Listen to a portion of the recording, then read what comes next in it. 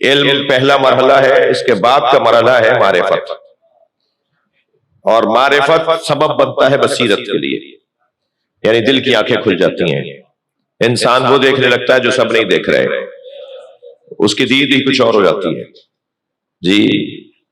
اس کے جو اینک لگی ہوئی ہوتی ہے کوئی اور اینک لگی ہوئی ہوتی ہے، وہ دیکھ رہا ہوتا ہے جو حقیقت ہو، یہ بصیرت، چشمے جان سے دیکھنے والے لوگ، یہ چشمے سر ہے، یہ جو آنکھیں لگی ہوئی ہیں چشمے سر ہے، سر کی آنکھیں، ایک آنکھ ہے جو چشمے جان ہے، وہ اپنے وجود سے دیکھ رہا ہوتا ہے، اس کے سامنے حجاب نہیں ہوتا، جو ہمیں نظر نہیں آ رہا وہ اسے نظر آ رہا ہوتا ہے۔ قرآن پکار کے کہہ رہا تراہم ینظرون الیک وہم لا یبصرون، اے میرے حبیب دیکھتے ہو، یہ تمہیں دیکھتے ہیں اور نہیں دیکھتے، یعنی آنکھوں سے دیکھتے ہیں مگر دل سے نہیں دیکھتے۔ یہ دو دیدیں ہیں نا، دو طرح کی دیدیں ہیں، چشم سر اور چشم جان۔ وہ سبب بنے گا، وہ سبب، وہ مقام، وہ کیفیت، علم کے بعد معرفت اور معرفت کے بعد بصیرت، اور یہ ایک عنوان ہے، جتنا علم بڑھتا چلا جائے گا اتنی بصیرت بڑھتی چلی جائے گی جی،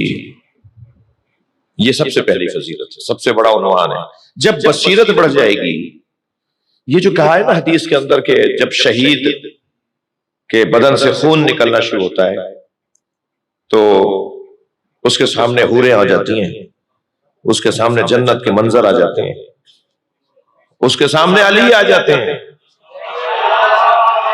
اب یہ منظر کہ شہید کے بدن سے خون نکل رہا ہے اور وہ اب جانے والا ہے، اب وہ دنیا چھوڑنے والا ہے، اس کے سامنے علی آ جائے تو مجھے بتائیے خون نکلنے کی تکلیف ہوگی یا علی کو دیکھنے کی لذت ہوگی؟ ہم تو دیکھ رہے ہیں دور سے، ہم سمجھ رہے ہیں یہ تڑپ رہا ہے، یہ اس کے بدن سے خون نکل رہا ہے، اس کو تکلیف ہو رہی ہے، مگر کوئی اس سے بھی تو پوچھے تمہیں کیا ہو رہا ہے، وہ کہے گا جو منظر میں دیکھ رہا ہوں وہ تم نہیں دیکھ رہے۔ یہ جو وہ دیکھ رہا ہوتا ہے، الشہید النبی والشہید ینظر بنور اللہ، حدیث سنائیے میں نے آپ کو، شہید اور نبی اللہ کے نور سے دیکھتے ہیں، ان کی دید اللہ کے نور کی دید ہوتی ہے۔ توجہ، اسی چیز کو ذائقے میں بدل دیا جائے، اسی چیز کا ذائقہ تب اس میں لطف لینا چاہیے۔ مثلا یہی کہ جی فرض کیجئے سامنے کی بات، بچوں کو کچھ کہنے کے لیے کہہ رہا ہوں، مثلا فرض کریں ہم اسلام آباد سے مظفر آباد جا رہے ہیں، لینڈ سلائٹنگ ہو رہی ہے اور پتھر گر رہے ہیں، اور گاڑی بچ کے نکلی تو پھر ایک اور گاڑی کو گرتے ہوئے دیکھا، پھر ہم بچ کے نکلے پھر ایک اور پتھر آتے دیکھا، تو اب بلڈ پریشر ہائی ہو رہا ہے، کیفیت بدل رہی ہے جی، خوف طاری ہو رہا ہے۔ تو ایسے میں میں اپنے آپ کو پہلے کہتا ہوں، پھر اپنے ساتھیوں سے کہتا ہوں، اسی میں لطف لو، اسی منظر میں مزہ تلاش کرو۔ کیا ہے بھائی، اگر آپ مزہ اور لطف تلاش کرنے لگیں گے تو مزہ مل جائے گا،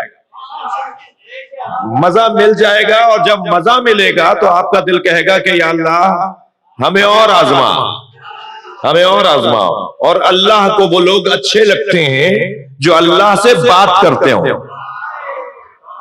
جو اللہ سے بات نہیں کرتے، اللہ سے بات ہی نہیں کر رہے، تو اس چیز کا ذائقہ بحال کرنے کی ضرورت ہے۔ پریشانی نہیں، پریشان ہوں گے خود اپنا خون جلائیں گے، پتھر لگے یا نہ لگے یہ خود کہیں جا کے لگ جائیں گے،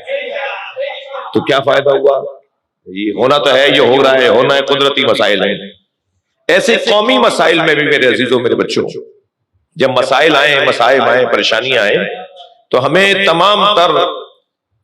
حکیمانہ تقاضوں کو مکمل کرنا ہوگا، جو مثلا مشورہ، مثلا جو ہے وہ چیزوں کو تسلی سے دیکھنا، حوصلے سے دیکھنا، پھر اس میں جمع تفریق کرنے کے بعد ایک نتیجہ لینا، پھر نتیجہ اگر کسی کو بتانا ہے تو اسے بتانا، ورنہ خود اس پہ عمل کرنا، کسی سے عمل کروانا ہے تو عمل کروایا جائے، اور اگر خود نہیں سمجھتے آپ کی کوئی عمل کر پائے گا تو خود اس کے اوپر عمل کرنا۔ عزیزان گرامی، مسائل، مشکلات،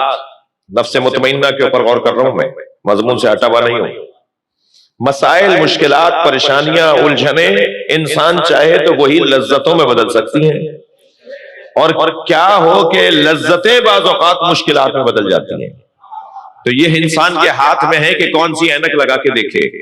میری مثال پرانی ہے مگر اس جگہ کی ہے۔ میں ایک رستے سے گزر رہا تھا، سانپ بیٹھا نظر آیا،